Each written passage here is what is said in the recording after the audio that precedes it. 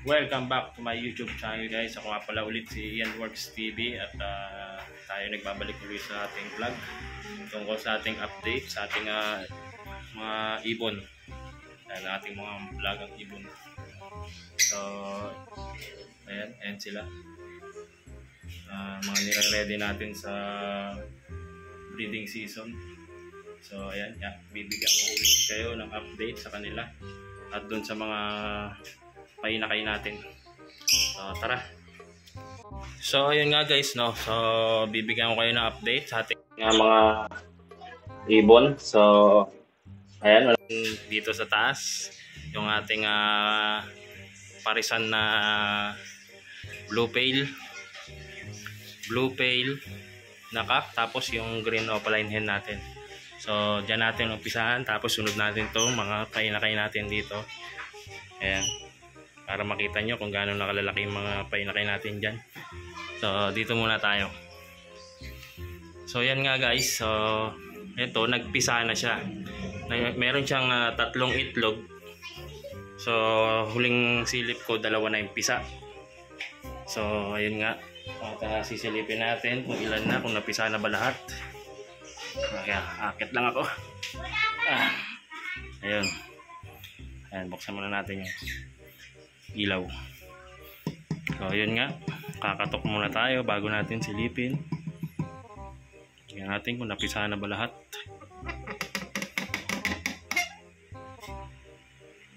Ayun. So ayun yung mga parents. So ayun, 2 na yung pisa. Medyo malalaki na nga. Ayan. Ayan, meron pa isang ano. Ayun, medyo nagulat. Ayan, meron pang isang itlog, oh. Hindi ko lang sure kung mapipisa pa yan. So ayun, ayan yung cock natin na blue pale, this one. Ayan yung hen. So yun nga, malulusog, 2 malulusog. Isa.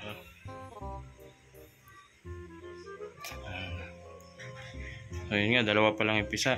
Hindi ko pa sure kung mapipisa pa yung isa, no? Pero fertile yan eh. Ayan, sana mapisa pa. Sarado na natin para hindi ganong may stress ang kanilang parents, ating parisan. So ayan, lipat naman tayo dito sa ating parisan na green pastel opaline. Ayan, teka lang. Ayan, green pastel opaline saka green opa cock. Ayan, back to back opaline yan. Ayan sila. So silipin natin kanilang mga anak. Ayan, tatukin pa rin natin kahit nasa labas na yung kanilang parents para alam niyang bubuksan natin. So bali guys, ito pala, bali yung anak niya talaga yung 3 green. So itong albino tsaka yung blue opaline, yung blue na yan ay anak ng ating Lutino Opaline project. Ito. Ayan, baling 2 dyan, pinaposter ko lang. Kasi nga yung parents nung 2 na pinaposter ko ay basal. So para ma-sure na mabuhay, pinaposter ko dito sa ating breeder na to. Kasi napakagaling bumuhay ng anak niyan. Ayan o, 5 yung binuhay niya. Ayan, napakaganda o. Yun. Yung red eye na yan, albino opaline yan. Ayan. Dahil ang parents niyan back to back opaline na split ino. Ayan, meron tayong 5 malulusog na babies, African lovebirds. Ayan, gaganda o.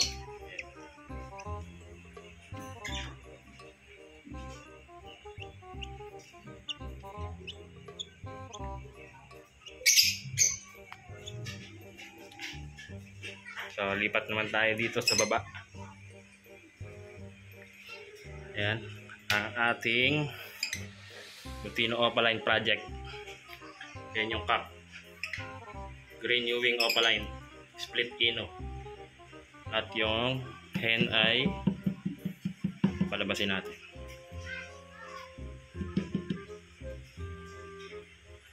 Lumabas ah. Ayun. Yan ang ating hen. Yellow Bull Opaline, split ino. Yan, napakalaking hen niya. Laking bulas. Ganda. Sable. Ayan. At meron pa siyang isang anak dito. Ayan, dahil lang ang nilabas niya dalawang visual red eye. Ayan. Na ito, ano rin to, albino dahil kulay puti. Ayan. Albino yan.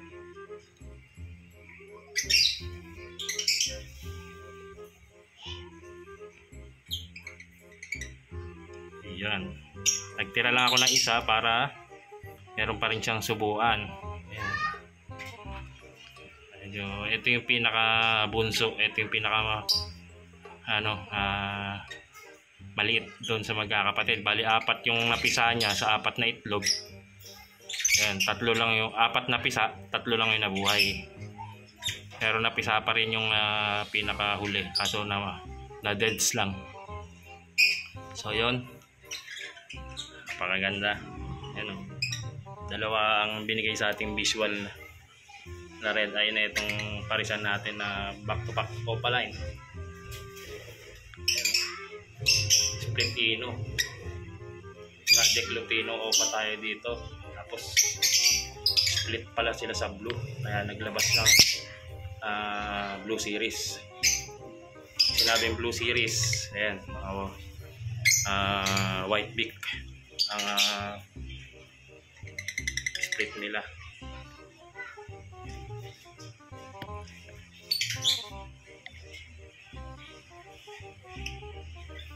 So yun ang ating update sa ating mga ibunan.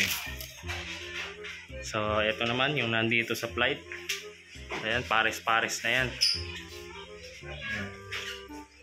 Ayan, pares-pares na yan. Back to back Lutino. Split Opa yung pack natin dyan. Ayan, tapos yung back to back Green Opaline natin. Breeder na yan. O yan, bali pares-pares na yan. Tapos meron tayong Par Blue Opaline Dilute cock. Tapos kapares niya yung Blue Ewing Opaline Dilute. Yan, sasalang na lang natin yan sa darating na breeding season. So hindi ko pa kasi naayos yung yung paglalagyan nila sa taas mga kulungan, breeding cage. Wala pa tayong time kaya hindi na inaano pa. Nire-ready ko pa sila. Kondisyon ko na rin sila dyan. Yan, para pagsalang talagang full na mag-breed na sila. Ready na yan. So yun lang. Yun lang ang ating update sa ating munting ibunan. Ayan.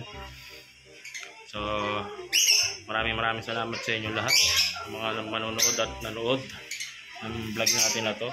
So hanggang dito na lang ang ating video. God bless sa inyo lahat. Bye bye.